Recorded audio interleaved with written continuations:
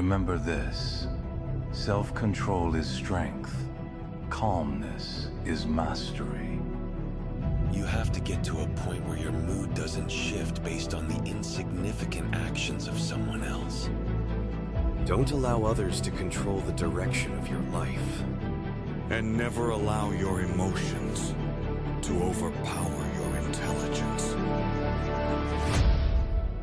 I'm saying I'm actually shocked you would ever have thought you could beat me with this loser shit. Each of us lives dependent and bound by our individual knowledge and our awareness. All that is what we call reality.